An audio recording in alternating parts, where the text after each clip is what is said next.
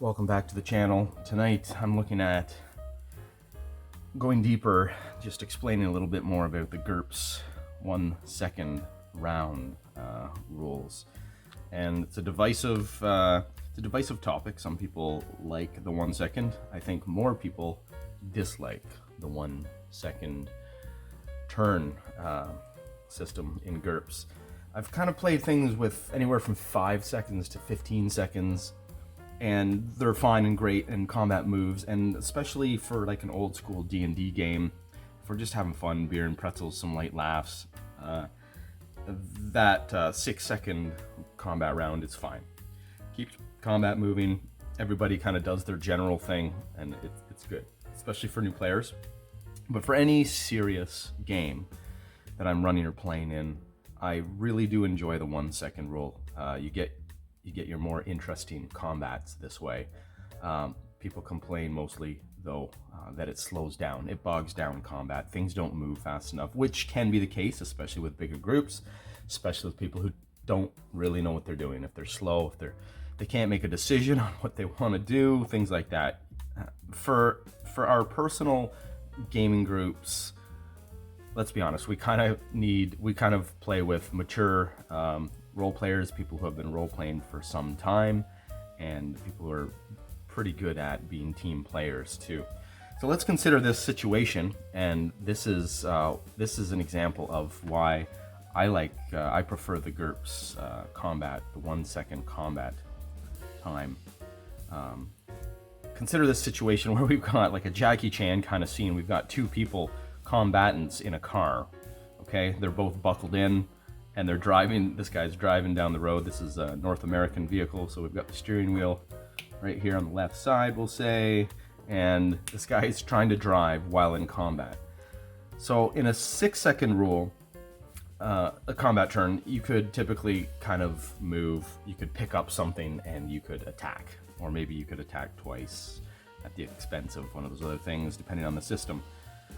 That would play out fine, I guess. It'd be just basically a normal combat, and you'd have some negatives maybe applied due to being seated and strapped in if you're seat belted in. However, with GURPS and its 1 second combat turn, things start getting a little more discreet, and you can kind of see the blow-by-blow action form here. The back and forth kind of feel of the combat, sort of more like a John Wick kind of scene. Say this guy's driving, he spends his first turn, and these guys begin to fight. Whatever goes down, the negotiations break down.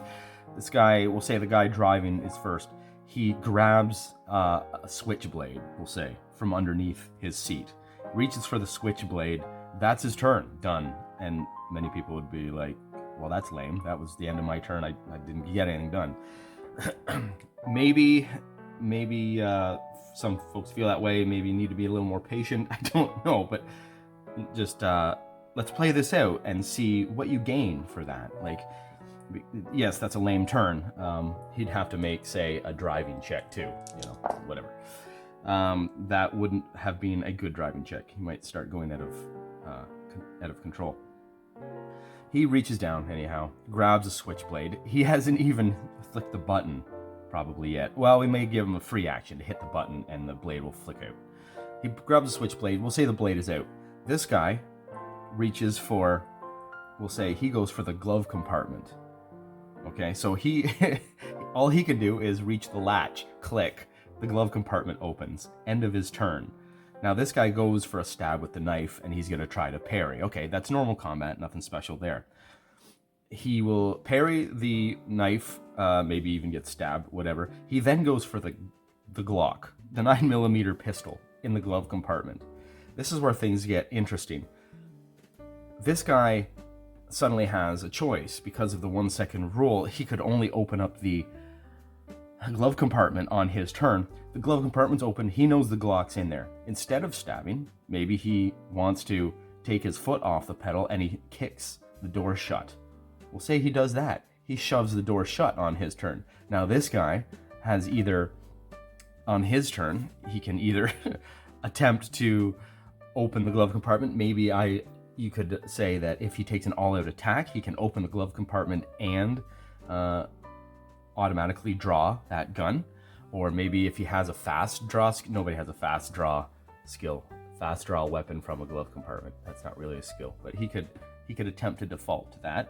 He's got that option. Or since that's been kicked shut, we could now, since we've got a very fast moving 6-second turn, we'll say he has a chance to grapple the leg of this guy. He can just grab his leg and tie him up. So maybe he does that. So now you see how we've got this back and forth kind of scene developing, which is, in my view, much more interesting than a usual combat 6 seconds, which would allow you to do all of these things in your turn. So we've got this scene where he's got one leg tied up by the passenger.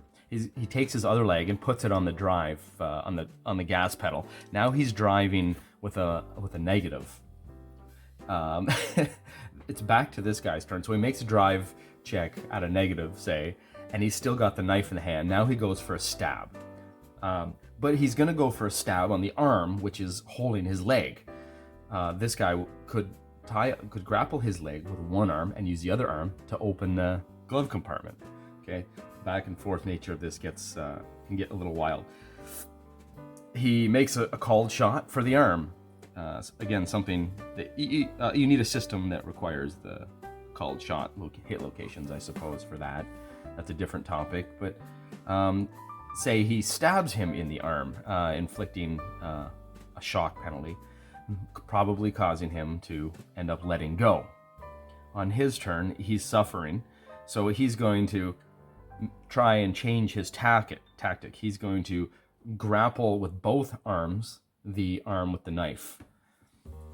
And then at which point he can make maybe strength checks to inflict a negative on the man driving. I'm not sure if you'd want to do that in second thought. He's going to make them both crash. How about we go something more interesting, like he would take his... Well, okay, he makes the attack, grapples the arm. This guy will try to break free. He'll probably fail. Next turn, he takes one hand off the grapple and undoes his seatbelt. Something like that. Or maybe vice versa. Maybe this guy undoes his seatbelt. You know what? You see where I'm getting, where I'm trying to go with this is you end up making very interesting tactical decisions that would not otherwise be available to you in a longer duration combat turn. In my view, anyways, in my experiences, they certainly don't play out that way. But maybe you could, change your system or house rule some things. But in general, this 1 second back and forth for GURPS is what really gets us excited for these kind of combat scenes. Imagine another situation where he takes his turn and unbuckles the seatbelt of this guy. That's all he can do that turn. This guy can then either, what does he do? He would take his turn to buckle himself back in, or maybe he's going to take that opening to punch this guy, or take the opening and maybe he can pull that gun out of the already open glove box. Interesting stuff like that. Somehow this guy, maybe if he's unbuckled, he can reach over and open up the car door on his turn. So now we've got a turn where everybody's hanging in the balance. It's this guy's turn. His door is open. This guy's on the next turn going to try and boot him out. We know that's coming. That kind of thing. That really excites me. I will say no more. I think you get the point. If you haven't tried GURPS Combat, the 1 second combat rounds, give it a try sometime. It's great if you're into those kind of action movies. You can really see this kind of back and forth fight play out, and it can get exciting. But you may have to, in other instances, have more patience when you do get a very short turn and it doesn't amount to much while you're building up for your big turn. 1 second combat rounds. Roll on.